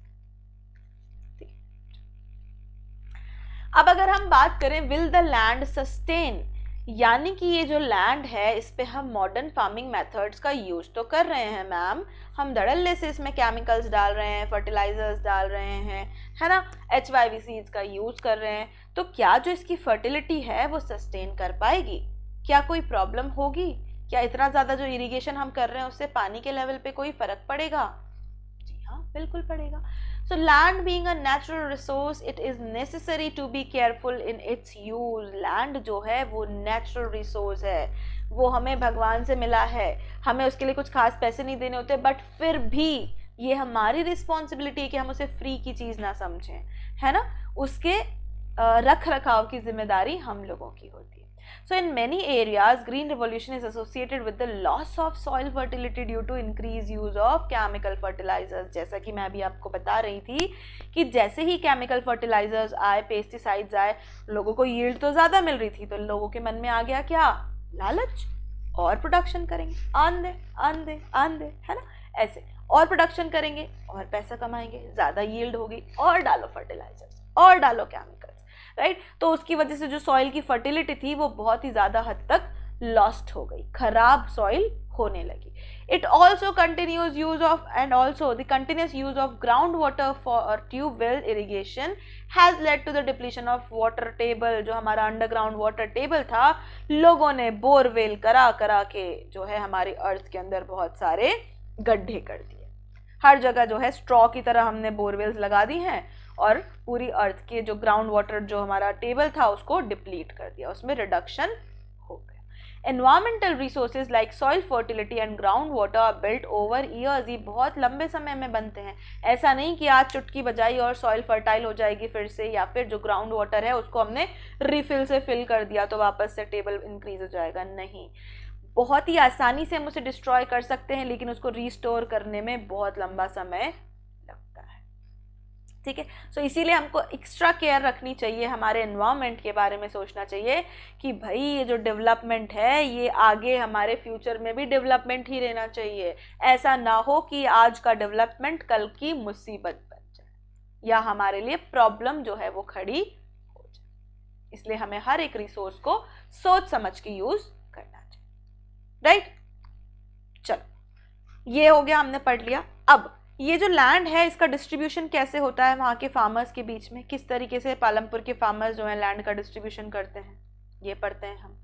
देखो, लैंड जो है वो इम्पोर्टेंट है फार्मिंग के लिए, लेकिन सबके पास नहीं होता। बहुत सारे ऐसे लोग होते हैं जिनका खुद का लैंड नहीं होता और वो दूसरों के लैंड पे एज ए लेबर काम करते हैं, है ना, वेजेस के लिए काम करते हैं। या फिर अगर लैंड है भी तो इतना छोटे छोटे प्लॉट्स हैं जो किसी काम के नहीं, वो उनकी फैमिली नीड्स को भी सेटिस्फाई नहीं कर सकते, राइट। तो इस तरीके से अनइक्वल डिस्ट्रीब्यूशन जो है वो हमारे कंट्री में बहुत ज़्यादा है यहाँ पे लैंड का। तो चलो पालमपुर की बात करते हैं। तो 450 फैमिलीज रहती हैं पालमपुर में। 150 फैमिलीज ऐसी हैं जिनके पास कोई लैंड नहीं है। मतलब ये कैसे काम करते होंगे, या तो एज अ लेबरर काम करते होंगे किसी और के खेत पे, या फिर ये कुछ और काम करते हैं, ठीक। 240 फैमिलीज ऐसी हैं जिनके पास लैंड तो है लेकिन वो 2 हेक्टेयर से भी कम जो है लैंड इनके पास अवेलेबल है। 2 हेक्टेयर से भी कम लैंड इनके पास अवेलेबल है। लैंड लेस देन 2 हेक्टेयर, ठीक है। तो 2 हेक्टेयर से भी लैंड कम इनके पास। अब अगर हम बात करें जो 60 फैमिलीज हैं उनके पास मीडियम से लेके लार्ज लैंड है जो 2 हेक्टेयर से ज्यादा है, ठीक है, which is more than 2 hectare. तो डिवाइड हो गया। 450 फैमिलीज में से अगर हम माने तो 60 ही फैमिलीज ऐसी हैं जो अच्छे से कल्टीवेशन कर पाती होंगी, फार्मिंग कर पाती होंगी। 240 ऐसी होंगी या तो सिर्फ अपनी फैमिली की नीड्स पूरी कर लेती होंगी या फिर नहीं भी कर पाती होंगी। और 150 फैमिलीज ऐसी हैं जो या तो खेती ही नहीं करती होंगी या फिर उनके पास लैंड जो है नहीं है, तो वो एज अ लेबरर किसी और के यहाँ पे काम करती। चलो, इसी बात पे एक हमें स्टोरी दी हुई है गोविंद की हमारी एनसीईआरटी में। तो 1960 की एक बात है। गोविंद जो है वो फार्मर था, ही वॉज अ फार्मर। उसके पास 2.25 हेक्टेयर्स का लैंड था, लेकिन वो अनइरिगेटेड लैंड था। मतलब उसका बहुत बड़ा जो पार्ट है वो अनइरिगेटेड रहता था, वहाँ पे इरिगेशन की फैसिलिटी नहीं थी, तो वो प्रॉपर खेती नहीं कर पाता था। उसके 3 बेटे थे जिनके साथ मिलकर वो उस लैंड को कल्टीवेट करता था, लेकिन क्योंकि इरिगेशन अच्छा नहीं था तो somehow they just manage to their 2 time meals. बस वो अपना 2 वक्त की रोटी जो है उसी को मैनेज कर पाते थे। एक्स्ट्रा इनकम के लिए उन्होंने एक बफेलो को पाल रखा था जिससे वो उसका मिल्क निकालते थे और उसको सेल आउट करके उससे थोड़े पैसे कमाते थे। अब कुछ सालों बाद जब गोविंद मर गया तो उसका जो लैंड था वो कितने टुकड़ों में डिवाइड हो गया? 3 टुकड़ों में। पहले ही 2.25 हेक्टेयर्स था, अब इसके भी 3 टुकड़े हो गए, तो 0.75 हेक्टेयर्स के आसपास सबको मिला होगा, आई गेस, है ना, ऐसा ही कुछ। देखो मेरी मैथ बहुत ज़्यादा अच्छी नहीं है ठीक है। सो 0.75 हेक्टेयर्स के आसपास का लैंड मिला होगा, यानी कि 1 हेक्टेयर से भी कम क्या ही कर पाएंगे वो इतने से लैंड पे, है ना। तो अब वहाँ क्या हुआ, इरिगेशन फैसिलिटीज आ गई। 1960 में क्या हुआ, ग्रीन रिवॉल्यूशन आया, फिर वहाँ ट्यूबवेल्स आ गई, पर्शियन व्हील्स की जगह ट्यूबवेल्स लग गई, इरिगेशन अच्छा हो गया। लेकिन उसका क्या फ़ायदा, लैंड तो छोटा हो गया। तो अब अच्छी इरिगेशन फैसिलिटीज़ होने के बाद भी जो गोविंद के तीनों बेटे हैं वो अपने लैंड पर कुछ खास प्रोडक्शन नहीं कर पाते हैं। उनको कुछ और एडिशनल काम जो है वो भी देखना पड़ता है as a part time job या एज अ पार्ट वर्क, ताकि वो आधे साल कमा ले उससे, एग्रीकल्चर से, और बाकी के टाइम जब उनके पास कुछ खास है नहीं करने के लिए तब वो क्या करें, कोई और जॉब जाके कर सकें। तो ये एक सिचुएशन हमने देखी गोविंद की और उसके बेटों की। चलो, who will provide the labour, ये पहली चीज थी जो हमने कवर कर ली। अब दूसरा क्वेश्चन सबसे बड़ा ये आता है कि भाई जो खेती है इसमें लेबर कौन प्रोवाइड करता है, किसको, कौन से लेवल के फार्मर को लेबर कहाँ से मिलती है, काम करने के लिए लोग कहाँ से मिलते हैं। सो लैंड के बाद लेबर जो है सबसे इंपॉर्टेंट फैक्टर है, ये भी अभी हम पढ़ के आए थे फार्मिंग के अंदर बहुत ही ज़्यादा हमें लेबर की ज़रूरत होती है, हार्डवर्क होता है क्योंकि, है ना। ऐसा तो है नहीं कि बस आसानी से सिर्फ हमें जो है एसी में बैठ के मस्त मज़े से और लैपटॉप चलाना है और अपना काम करना है, नहीं, वहाँ पे खून पसीना बहाना होता है धूप में, बहुत ज़्यादा टफ जॉब होता है। तो स्मॉल फार्मर्स और मीडियम और लार्ज फार्मर्स को हम एक तरफ कर देते हैं और स्मॉल फार्मर्स को हम एक तरफ कर देते हैं। तो स्मॉल फार्मर्स जो है बच्चा, वो खुद ही अपने लैंड को कल्टीवेट कर लेते हैं अपनी फैमिली की मदद से, या ज़्यादा से ज़्यादा अगर हुआ तो किसी रिलेटिव को बुला लेंगे या अड़ोसी पड़ोसी को बुला लेंगे, बोल देंगे तुम मेरी मदद कर दो, आज काम ज़्यादा है, ठीक है। वो किसी को स्पेशली हायर नहीं करते कि तुम मुझसे पैसे लो और मेरे लिए तुम खेती करो, क्योंकि उनके पास पैसा ही नहीं होता। लेकिन वहीं अगर मैं बात करूं मीडियम और हमारे लार्ज जो स्केल फार्मर्स हैं, लार्ज फार्मर्स की, तो ये क्या करते हैं, ये हायर करते हैं farm labourers to work on their fields. ये खुद अपने फील्ड्स पे काम नहीं करते, ये दूसरे लोगों को, कौन लोग, या तो जिनका लैंड जो है 2 हेक्टेयर से कम होगा उन लोगों को हायर करते होंगे या फिर जिनके पास लैंड नहीं है उन वाले लोगों को ये हायर करते होंगे। जैसे कि अभी अभी हमने देखा गोविंद के वो 3 बेटे, है ना, तो वो लोग क्या करते होंगे, एज ए फार्म लेबरर काम करते होंगे फील्ड्स। दूसरा, farm labourers come either from the landless families or the families cultivating small plots of the land. जो मैंने आपको ये सेम बात बोली, farm labourers do not have a right over the crop grown on the land. अब जो farm labourers होते हैं उनको सिर्फ और सिर्फ वेजेस मिलते हैं, उनका उस क्रॉप पे, उस फसल पे कोई भी अधिकार नहीं होता। यानी कि मेहनत करते हैं छोटे फार्मर्स और मज़ा उठाते हैं बड़े फार्मर्स। उस क्रॉप पे उनका कोई भी अधिकार नहीं होता, वो सिर्फ उनको वेजेस देते हैं कि भैया 100 रुपये रोज़ाना दूंगा, आके और काम करके जाना। इस तरीके से उनको यूज़ किया जाता है। The farm labourers get wages in terms of cash और काइंड। कई बार ऐसा होता है कि कैश मिल जाता है, कई बार ऐसा होता है कि ठीक है 10 किलो गेहूं तो ले लेना, है ना। इस तरीके से भी उनको सेट ऑफ किया जाता है, उनकी वेजेस उन्हें दिए जाते हैं। Wages vary widely from region to region, from crop to crop, from one farm activity to another. और जो वेजेस हैं वो भी अलग अलग तरीके, राजस्थान में कुछ और होंगे, मध्य प्रदेश में कुछ और होंगे राइट। अब कश्मीर में कुछ और होंगे। राजस्थान में खेती हो रही है गेहूं की, तो गेहूं में जो है हमारी क्रॉप अलग तरह की है। कश्मीर में खेती हो रही है एप्पल्स की, तो वो एप्पल अलग तरह की चीज़ है, अलग तरह का क्रॉप है। तो दोनों के लिए हमें अलग अलग वेजेस मिलते हैं। और फार्म एक्टिविटीज़ पे भी डिपेंड करता है कि कुछ एक्टिविटीज़ ऐसी होती हैं जो पूरे साल, जैसे हम सिर्फ हार्वेस्टिंग के लिए मंगा रहे हैं या फिर हम पूरे साल के लिए बुला रहे हैं, तो उस पर भी डिपेंड करता है कि कितना वेजेस आपको, ठीक है। ऑल दो गवर्नमेंट ने जो है फिक्स कर रखे हैं वेजेस, लेकिन कई जगह ऐसी है जहाँ पे गवर्नमेंट ने जो वेजेस डिसाइड किए हुए हैं उनको उतने वेजेस भी नहीं मिलते, उससे भी कम वेजेस मिलते हैं, right. So a farm labourer might be employed on a daily basis or for one agriculture, for one particular farm activity like harvesting or for the whole year. जैसा कि मैंने अभी आपको बताया, या तो डेली बेसिस पे किसी को जो है लेबर की तरह काम मिल जाएगा या फिर एक किसी पर्टिकुलर एक्टिविटी के बेसिस पे, जैसे या तो हार्वेस्टिंग के टाइम आ जाना, या फिर जो है जब हम सोइंग करेंगे तब उस टाइम पे आ जाना, प्लोइंग करेंगे तब उस टाइम पे आ जाना। तो सॉरी, जो भी अलग अलग फार्म एक्टिविटी होती है उसके बेसिस पे भी लेबर को काम दिया जाता है, या फिर पूरे साल के लिए दे दिया जाता है कि ये पूरे साल तक तुम खेत पे जो है काम करो, इसके एवज में जो भी पैसे होंगे या तो वो तुम्हें हम दे देंगे, या फिर अगर मान लीजिए गेहूं की खेती हो रही है तो 100 किलो गेहूं तुम्हें हम दे देंगे। इस तरीके से सेट ऑफ किया जाता है, राइट। इसमें कोई डाउट है तो पूछो कमेंट सेक्शन में।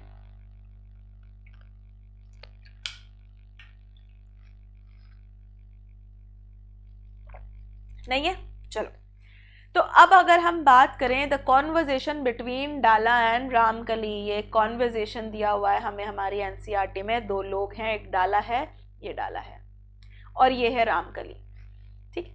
ये दोनों जो हैं बेचारे फार्म लेबरर्स हैं, इनके खुद के पास फार्म नहीं है, ये दूसरों के फार्म पे एज अ लेबरर काम करने जाते हैं।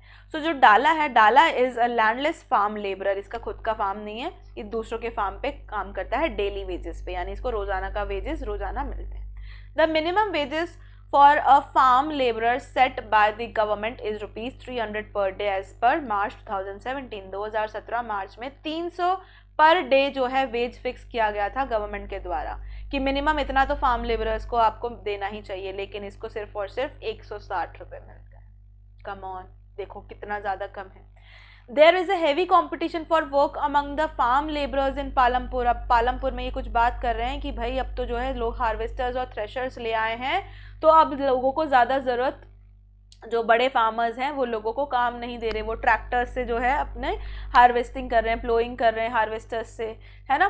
तो ये सारी चीज़ें वो कर रहे हैं, तो अब जो डिमांड है लेबर की वो कम हो गई है, तो लोगों को सस्ते में काम करना पड़ रहा है। So people agree to work for the lower wages. तो अभी ये बेचारे डाला जैसे लोग क्या करते हैं, वहाँ पे कम वेजेस में भी काम करने को तैयार हो जाते हैं। राइट। सो डाला इज कंप्लेनिंग, डाला जो है ये कंप्लेन कर रहा है रामकली से कि भाई बहुत ही बुरी हालत है रामकली, अब क्या किया जाए। तो रामकली कहती है कि भाई मेरी भी हालत कुछ खास अच्छी नहीं है, मैंने भी कर्जा लिया था और मुझे लगता है कि इस बार शायद मैं भी कर्जा नहीं चुका पाऊंगी। अब मुझे ये लग रहा है कि मुझे एक ब्रिक मेकिंग कंपनी में जाके, ब्रिक मेकिंग फैक्ट्री में जाके रायगंज में काम करना पड़ेगा। पालमपुर में रह के तो मैं अपना काम जो है प्रॉपरली नहीं कर पाऊँ। तो ये सिचुएशन जो है दिखाती है कि किस तरीके से लोग जो है प्रॉपरली अपना वेजेस अर्न नहीं कर पाते हैं, उनको कितनी प्रॉब्लम आती है। ठीक है, ये डाला और रामकली की बात थी। चलो अब हम बात करते हैं the capital needed in the farming, कि भाई अब पैसा कितना, हमने देख लिया लैंड कितने तरीके के जो फैमिलीज हैं, किसके पास लैंड है किसके पास नहीं है, कौन कैसे काम करता है, लेबर कौन प्रोवाइड करता है वो भी देख लिया। अब तीसरा फैक्टर है कैपिटल यानी कि पैसा। तो फार्मिंग के लिए जो पैसा हमें चाहिए, खेती करने के लिए जो पैसा चाहिए वो कहाँ से आता है, right. So the modern farming methods required great deal of capital. जो नए फार्मिंग मेथड्स हैं, देखो HYV सीड्स महंगे होते हैं, है ना, HYV सीड्स खरीदने के लिए पैसा ज़्यादा चाहिए, फिर केमिकल्स और फर्टिलाइजर्स खरीदने के लिए भी बहुत ज़्यादा पैसा चाहिए। तो ये सब चीज़ों को खरीदने के लिए हमें ज़्यादा पैसा चाहिए। इरिगेशन करने के लिए ट्यूबवेल अगर लगवानी है तो उसके लिए ज़्यादा पैसा चाहिए होगा। तुम्हें ट्रैक्टर्स और हार्वेस्टर्स खरीदने हैं तो तुम्हें उसके लिए भी पैसा ज़्यादा चाहिए होगा, है ना। तो जो मॉडर्न फार्मिंग मेथड्स हैं हमारे, उसके लिए बहुत ज़्यादा पैसा चाहिए, इंस्टेड जो हम नॉर्मल फार्मिंग मेथड था, जो हमारा ट्रेडिशनल फार्मिंग मेथड था उसके कंपेरिजन, है ना। सो अब बात कर लेते हैं वही स्मॉल फार्मर्स और मीडियम और लार्ज फार्मर्स की। तो स्मॉल फार्मर्स क्या करते हैं, अगर इन्हें पैसा चाहिए तो ये पैसा उधार लेते हैं। दे बोरो मनी फ्रॉम मीडियम और लार्ज फार्मर्स या फिर मनी लैंडर्स। ये ऐसे मोटे पेट वाले लाला सेठ होते हैं कुछ, जिनसे ये लोग बेचारे पैसा उधार लेते हैं और ये इन्हें बस खाते रहते हैं, खूब सारा इंटरेस्ट इनसे चार्ज करते हैं, है ना।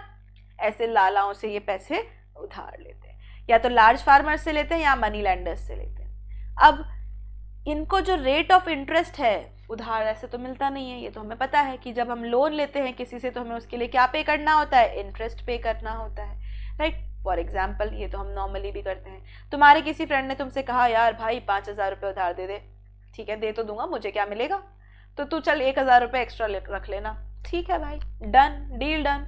तो वो 5,000 से तुम्हें क्या मिलेंगे, 6,000 रुपये मिलेंगे। ये तो एक हमारा नॉर्मल सी बात हो गई। लेकिन ये जो मोटे लोग होते हैं ये बेचारे इन पतले फार्मर्स से बहुत ही ज़्यादा पैसे चार्ज करते हैं, बहुत ही ज़्यादा इंटरेस्ट इनसे लेते हैं। 100 रुपये अगर इंटरेस्ट बनता है तो ये इनसे 1,000 रुपये इंटरेस्ट चार्ज करते हैं, जो इनके मन में आए वो करते हैं, ठीक है। तो यहाँ पे रेट ऑफ इंटरेस्ट बहुत ज़्यादा हाई होता है, तो उसकी वजह से ये लोग बहुत ही ज़्यादा स्ट्रेस्ड रीपेमेंट हो जाता है, यानी लोग कर्ज के तले दबे चले जाते हैं, क्योंकि इतनी तो उनकी इनकम होती नहीं है जितने उनको इंटरेस्ट देना पड़ता है, ठीक है। चलो अब यहाँ अगर हम बात करें मीडियम और लार्ज फार्मर्स की, तो ये क्या करते हैं, या तो ये अपनी सेविंग्स इकट्ठा कर लेते हैं, जो इनके पास जो है वीट आया, सरप्लस वीट या सरप्लस जो भी इन्होंने क्रॉप उगाई, जो फसल उगाई, उसको मार्केट में जब सेल किया सरप्लस को, उससे इनको क्या मिला, पैसा मिला। उस पैसे को ये क्या कर देते हैं, ये उसको जमा कर लेते हैं, है ना। या तो अपनी सेविंग्स को यूज करते हैं या फिर खुद का इनके पास खूब सारा पहले से ही पैसा होता है जिससे इसको यूज कर लेते हैं, ठीक है। सेविंग्स को यूज करते हैं या फिर हैव देयर ओन मनी, इनका खुद का पैसा होता है, इन्हें किसी से उधार लेने की जरूरत नहीं होती, बल्कि ये क्या करते हैं, ये उधार देते हैं या फिर बैंक्स में डिपॉजिट कर देते हैं, और जब इनको जरूरत होती है तो वहां से निकाल के और अपना काम चला लेते हैं, ठीक है। तो इस तरीके से ये पैसे का जुगाड़ करते हैं। इसमें कोई डाउट, अगर डाउट है तो पूछो कमेंट सेक्शन में। चलो सो अब हम बात करते हैं सविता और तेजपाल की। तो दो लोग और हैं जो अपनी एक दुख की कहानी सुना रहे हैं, सुन लेते हैं। Savita is a small farmer, ये एक स्मॉल फार्मर है सविता। ये क्या करती है, अपने 1 हेक्टेयर के लैंड पर वीट कल्टीवेट करती है।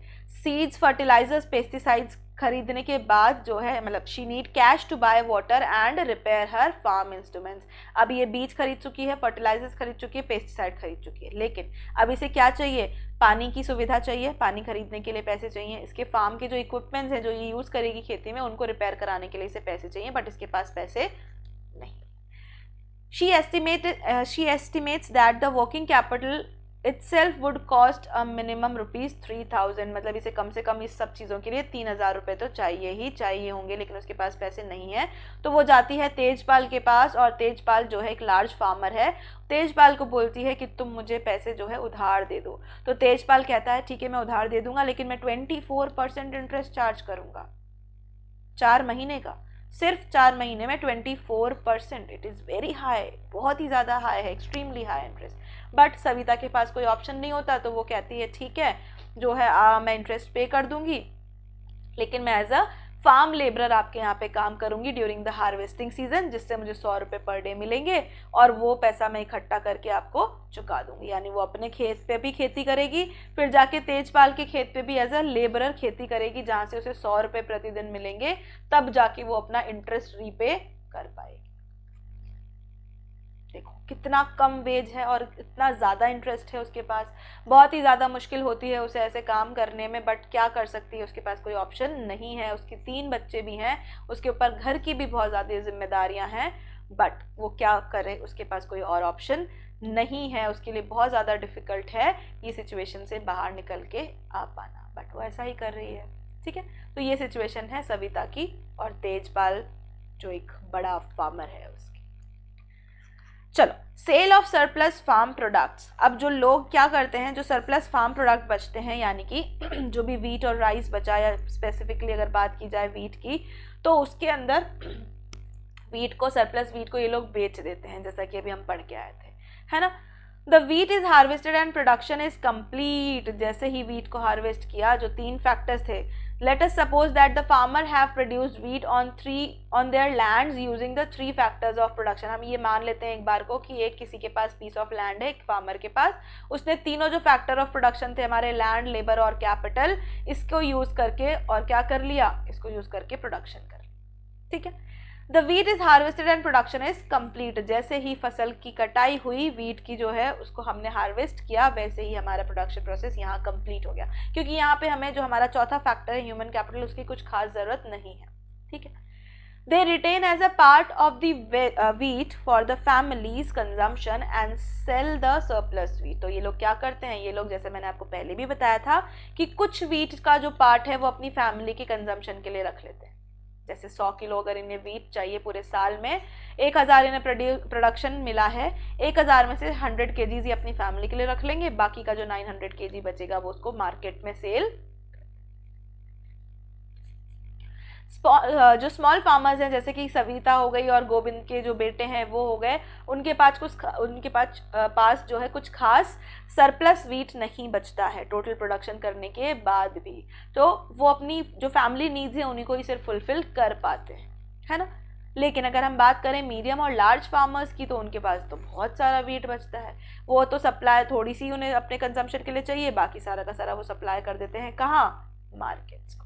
मार्केट में जो ट्रेडर्स होते हैं वो उनका वीट खरीदते हैं और उसको बड़े शॉपकीपर्स को बेच देते हैं शहरों में जाके, बड़े कस्बों में या बड़े शहरों में जाके उनको बेच देते हैं, राइट। तो क्या होता है बेसिकली, ये क्रॉप हुई या कोई भी फसल हुई, क्रॉप का जो है अपनी फैमिली के यूटिलाइजेशन के लिए रख लिया, फैमिली के लिए, और बाकी का सरप्लस जो है वो सेल आउट कर दिया।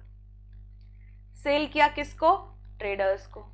ट्रेडर्स क्या करते हैं, ये जो बड़े फार्मर्स हैं, फार्मर्स किसको सेल करते हैं, फार्मर्स सेल करते हैं ट्रेडर्स को। ट्रेडर्स क्या करते हैं, मार्केट में जाके उसको शॉपकीपर्स को दे देते हैं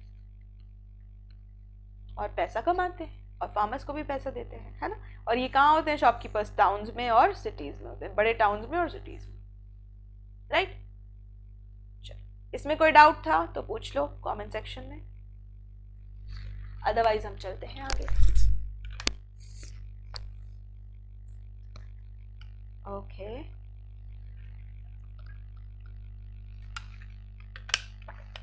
चलो, तो हमने इसका जो मेजर पोर्शन था वो तो कवर कर लिया। अब ये सारी चीजें एग्रीकल्चर में हमने देख ली, बट कुछ लोग ऐसे हैं पालमपुर में जो नॉन फार्म एक्टिविटीज में भी इन्वॉल्व हैं, है ना। यानी कि जो खेती नहीं करते, कितने % लोग हैं, सिर्फ और सिर्फ 25%। ऑब्वियस सी बात है, जब 75% लोग जो है खेती करते हैं तो 25% क्या करते होंगे, नॉन फार्म एक्टिविटीज करते होंगे, यानी खेती नहीं करते होंगे। So these people are engaged in the activities other than agriculture, खेती के अलावा ये कुछ और करते हैं।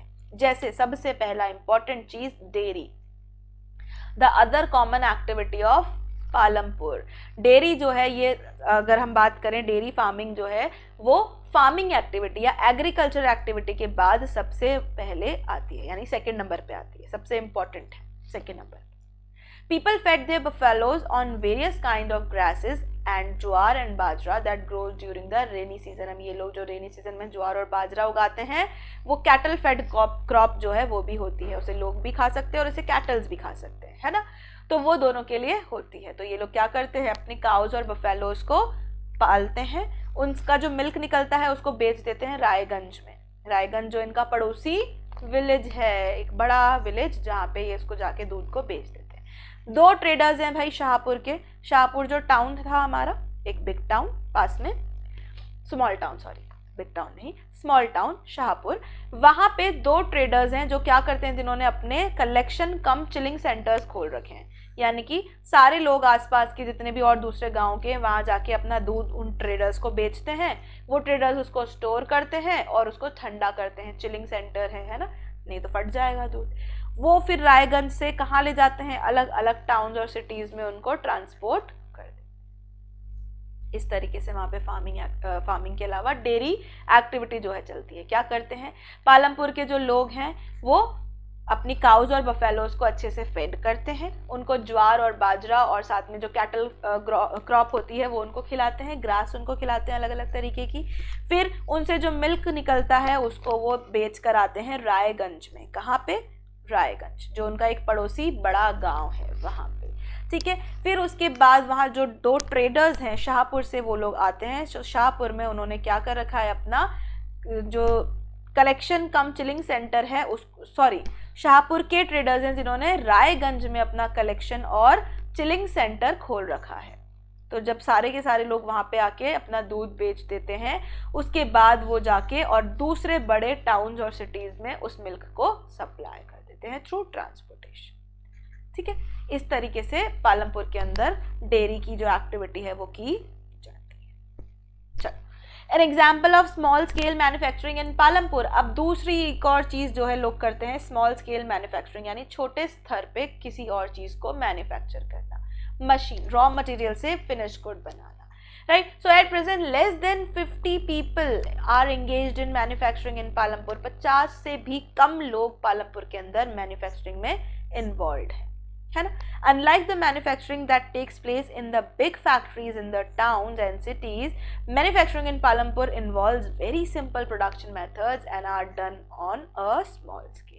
जैसे कि हमने देखा है बड़ी बड़ी जो फैक्ट्रीज होती हैं, बड़ी बड़ी इंडस्ट्रीज होती हैं, वहाँ बड़ी बड़ी मशीन्स लगी होती हैं, उन बड़ी बड़ी मशीन से प्रोडक्शन होता है चीज़ों का।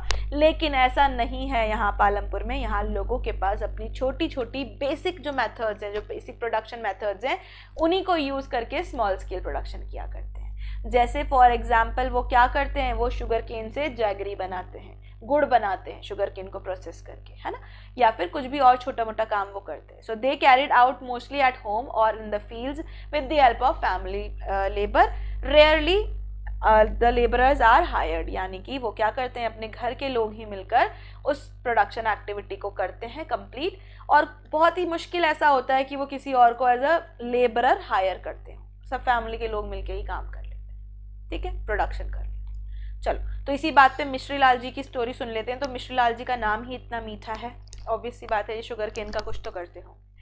सो Mishri Lal has purchased a mechanical sugar crushing machine, sugar cane crushing machine. इन्होंने एक शुगर केन क्रशिंग मशीन खरीदी है जो बिजली से चलती है।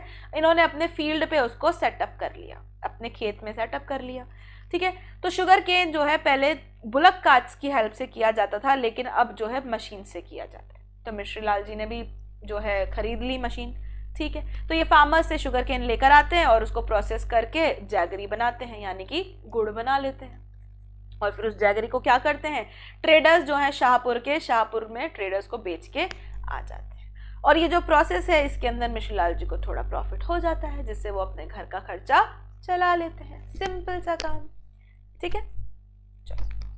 अब तीसरे हैं हमारे शॉपकीपर्स। पालमपुर के अंदर कुछ छोटी मोटी दुकानें भी हैं। ऑब्वियस सी बात है, दुकानें तो क्यों नहीं होंगी, लोग कहाँ जाएंगे, फिर पास के गांव में जाएंगे सामान खरीदने, right. So people involve in trade, exchange of goods are not many in Palampur. बहुत ज्यादा लोग नहीं, कुछ इक्की दुक्की ही दुकानें जो है पालमपुर के अंदर देखने को मिलेगी। The traders of Palampur are the shopkeepers who buy various goods from wholesale markets in the cities and sell them in the village. अब यहाँ के जो शॉपकीपर्स हैं, यहाँ के जो दुकानदार लोग हैं, ये क्या करते हैं, ये बड़े सिटीज जाते हैं, वहां से माल खरीदते हैं होलसेलर्स से और विलेज में आके रिटेल में बेचते हैं। होलसेल का मतलब होता है जब हम बहुत ज़्यादा मात्रा में सामान खरीदते हैं तो वो हमें सस्ता पड़ता है, और रिटेल का मतलब होता है जब हम सामान को नॉर्मल मतलब कम क्वांटिटी में सेल करते हैं। फॉर एग्जाम्पल, अगर मैं 1000 बिस्किट के पैकेट खरीदूंगी तो मुझे सस्ते पड़ेंगे, इंस्टेड कि अगर मैं 1 बिस्किट का पैकेट खरीदूँ, है ना। तो होलसेल में वो वहाँ से खरीद के आते हैं सामान, बल्क में खरीद के आते हैं और विलेज में आके सेल करते हैं लोगों को। जैसे कि जनरल स्टोर हो गया, मेडिकल स्टोर हो गया, ऐसी तरीके की चीज़ें वहाँ पे आपको देखने को मिलती हैं, जहाँ पे आपको राइस भी मिल जाएगा, वीट भी मिल जाएगा, शुगर मिल जाएगी, टी मिल जाएगी, ऑयल मिल जाएगा, biscuit, soap, toothpaste, batteries, candles, notebook, pen, pencil और कपड़े तक भी मिल जाएंगे। तो एक तरीके का मिनी मार्ट हो गया, ये शॉप नहीं हुई, है ना। सो यहाँ पे इस तरीके की चीज़ें एक ही शॉप में सब चीज़ें अवेलेबल हो जाती हैं। A few of the families whose houses are close to the bus stand have used a part of the space to open small shops. They sell edibles also, eatables also. जो कुछ लोग हैं पालमपुर के जिनके घर कहाँ हैं, बस स्टैंड के पास में है, बस अड्डे के पास में है, तो वहाँ पे उन लोगों ने क्या किया है, अपने घरों में ही थोड़े से स्पेस में ईटेबल आइटम्स जो हैं, जैसे कि समोसा, कचौरी, पोहा, जलेबी, इस तरीके के जो खाने वाले सामान होते हैं, चिप्स, कोल्ड ड्रिंक, ये सब खाने पीने की सामानें उन्होंने वहाँ पे रखी हुई ताकि उनको क्या हो, उससे प्रॉफिट। ठीक है। तो ये सारी एक्टिविटीज जो हैं पालमपुर में देखने को मिलती हैं हमें।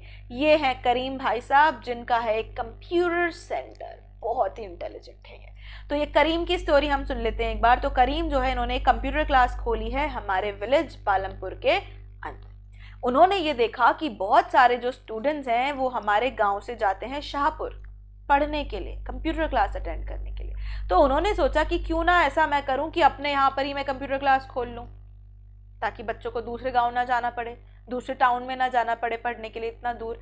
तो उन्होंने क्या किया, उनके पास डिग्री थी कंप्यूटर एप्लीकेशन की, मतलब इन विलेज में और 2-3 जो लोग थे, 2 विमेन थी स्पेसिफिकली, जिनके पास कंप्यूटर एप्लीकेशन में डिग्रीज थी, यानी कि जो कंप्यूटर चलाना जानती थी, उन्होंने डिग्री ली हुई थी उसकी। तो उन्होंने उनके साथ मिल करके उन्होंने एक कंप्यूटर क्लास खोल दी अपनी ही छोटी सी दुकान में, अपने घर के बाहर ही उन्होंने एक दुकान खोली जिसमें कंप्यूटर लगा दिए, और वहाँ पे वो जो 2 विमेन थी उनको बोला कि आप बच्चों को पढ़ाने आइए।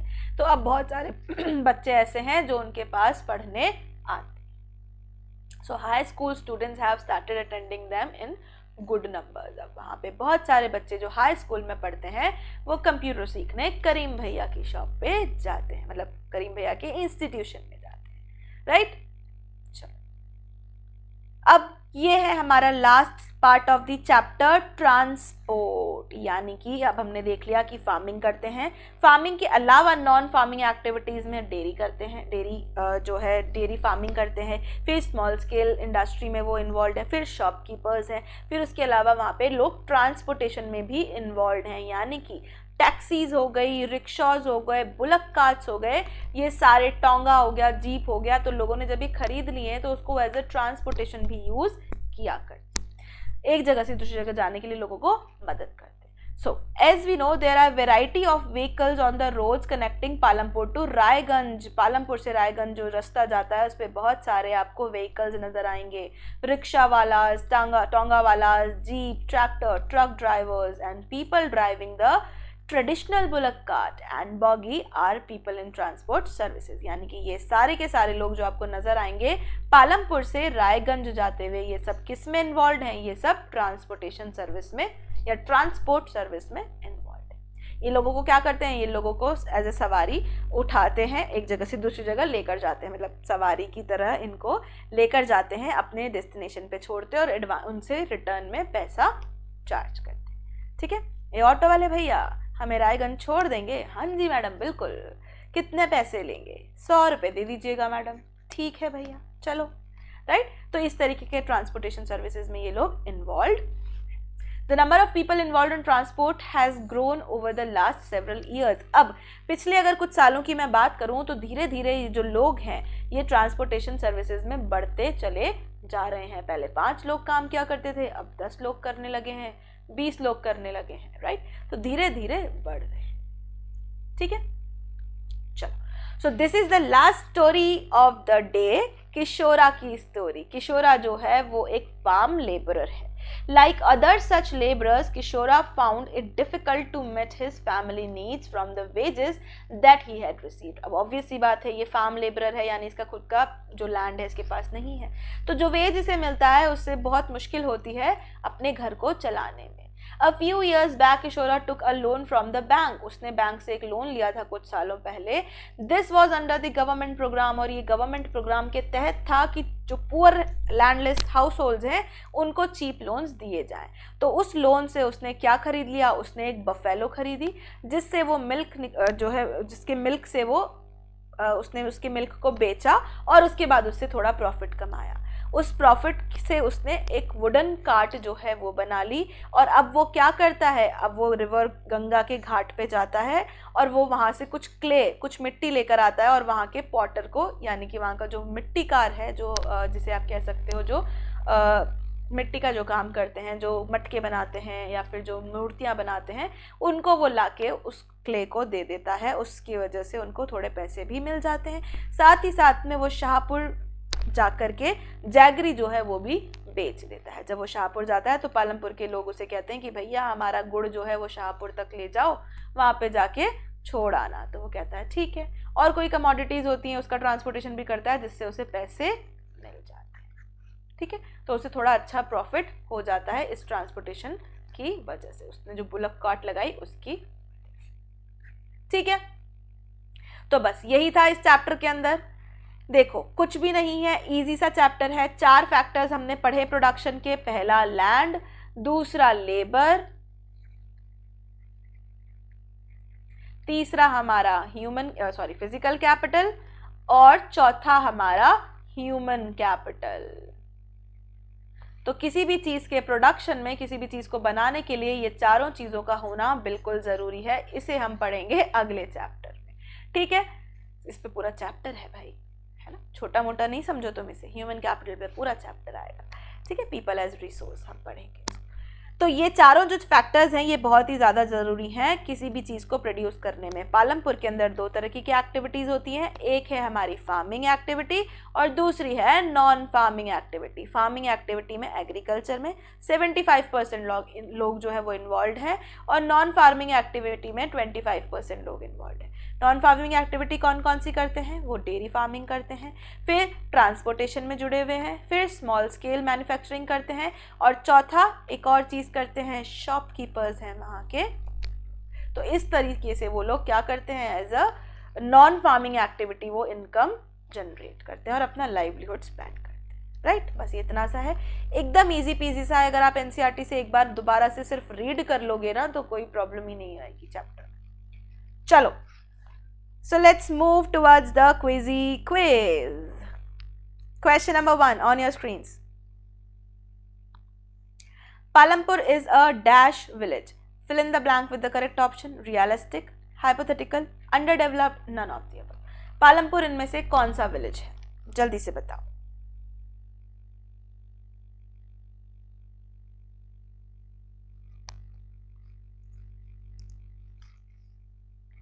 Ten, 9, 8, 7, 6, 5, 4, 3, 2 and 1. Time is up. The right answer for this question is hypothetical. ये काल्पनिक विलेज है, right? So B is the right answer for this question. Next question. Which village and town are neighbors of Palampur? इनमें से कौन से village और town जो है पालमपुर के पड़ोसी हैं? Raiganj, Shahpur, Shahganj, both A and B। ये तो एकदम इजी पीजी है, जल्दी से बताओ।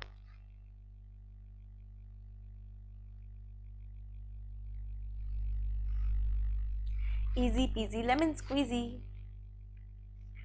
4, 3, 2, 1। time is up. The right answer for this question is both A and B. यानी कि रायगंज और शाहपुर. रायगंज क्या है? ये एक बिग विलेज है जो पालमपुर के पास है, और शाहपुर क्या है? एक स्मॉल टाउन है, एक स्मॉल जो छोटा कस्बा है जो पालमपुर के पास में है. चलो अगला question. What are the facilities available in Palampur? इनमें से कौन सी फैसिलिटीज पालमपुर में अवेलेबल है? Electricity, irrigation facilities, transportation system, all of the above. बता.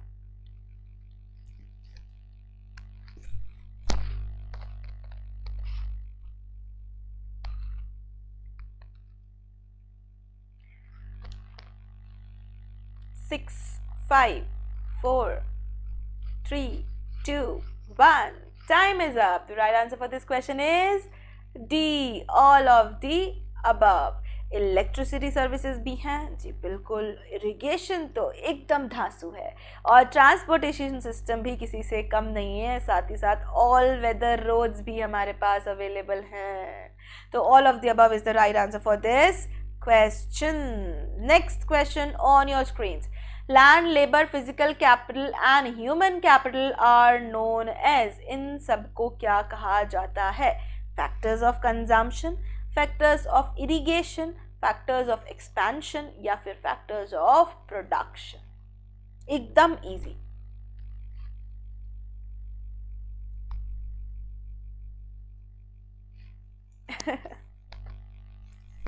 Okay, so 4, 3, 2, 1. Time is up. The right answer for this question is again the factors of production. Land, labor, physical capital, human capital. ये चारों तो बिल्कुल तुम अच्छे से ना memorise कर लो कि तुम्हें कोई रात को 3 बजे भी उठा के बोले अरे फैक्टर्स ऑफ प्रोडक्शन बताना, तो तुम हाँ land, labour, human capital, physical capital. Very good. So जाओ है ना. ऐसे तुम्हें याद करना है फैक्टर्स ऑफ प्रोडक्शन, राइट. चलो अगला question. Some production activities require highly educated workers to perform the necessary task. They are known as. कुछ एक्टिविटीज ऐसी होती हैं जिसके लिए हमें हाईली स्किल्ड लोगों की जरूरत होती है. उसे हम क्या कहते हैं? Skilled labour, unskilled labour, seasonal labour, productive labour. Nice question ma'am, एकदम इजी है. 3, 2, 1. Time is up. The right answer for this question is skilled labor. Skilled labor यानी कि ऐसी लेबर जिसके अंदर कोई स्किल होनी चाहिए, जो पढ़ी लिखी होनी चाहिए. कुछ ऐसे काम होते हैं जिसके लिए हमें चाहिए होती है ना. चलो. The traders at the market buy the wheat and sell it further to dash in the towns and cities. Fill in the blank with the correct answer. जो ट्रेडर्स हैं हमारे, वो मार्केट से वीट को बाय करते हैं और उनको बेच देते हैं. कहाँ? टाउन्स एंड सिटीज में. किसको बेच देते हैं?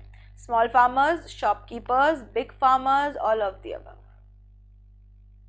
जल्दी बताओ किसको बेच देते हैं traders? Okay, time is up. The right answer for this question is shopkeepers. हमने अभी पढ़ा था कि जो ट्रेडर्स होते हैं वो फार्मर्स से सामान खरीदते हैं, उनका जो प्रोड्यूस होता है वो खरीदते हैं, उसको बेच देते हैं शॉपकीपर्स को. कहाँ पे जाके? बड़े टाउन्स और सिटीज में जाकर. अगला question. Which non-farming activity do the people of Palampur do for production? इनमें से कौन सी फार्मिंग एक्टिविटी पालमपुर के लोग करते हैं? Non farming activity, sorry. Dairy, shopkeeping, transport, all of the above.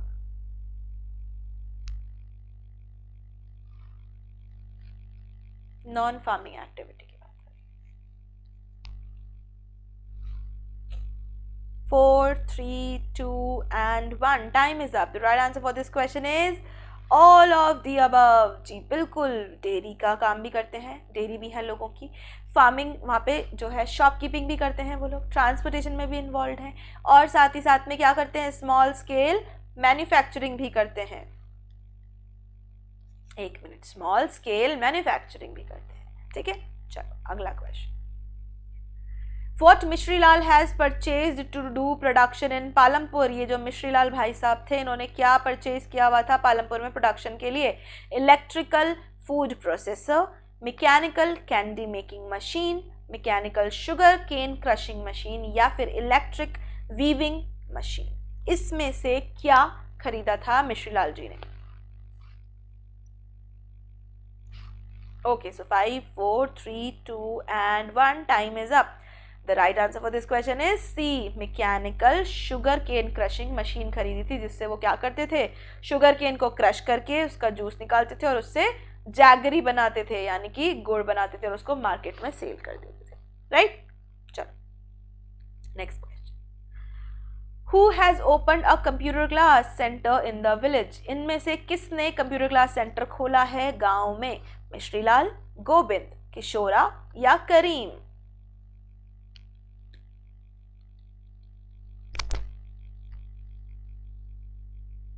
बताओ जल्दी से.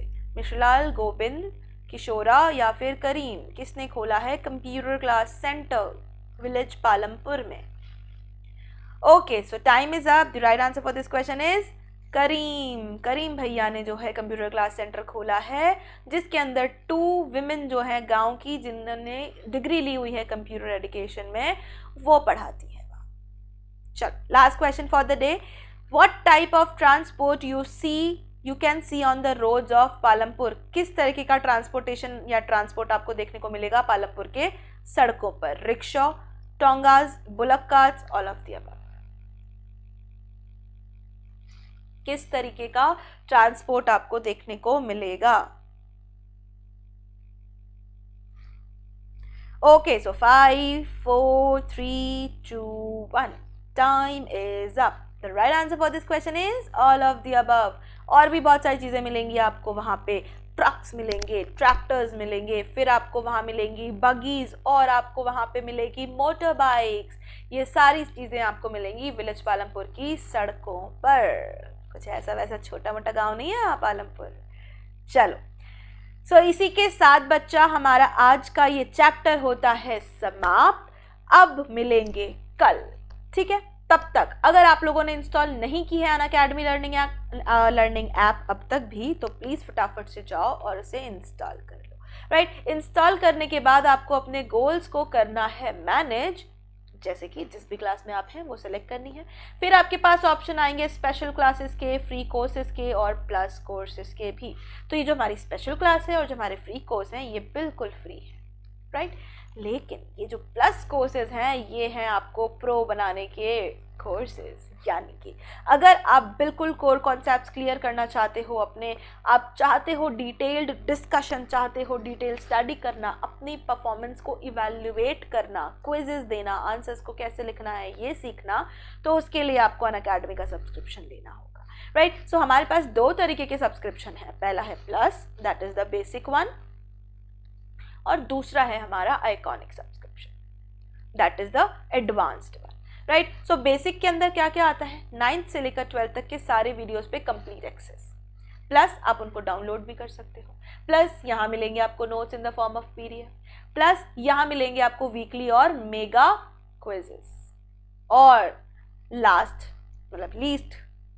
बट नॉट द लीस्ट, अब यहाँ मिलेगा आपको डाउट सॉल्विंग सेशन भी, लाइव डाउट सॉल्विंग सेशन भी मिलता है आपको अनअकैडमी का प्लस सब्सक्रिप्शन.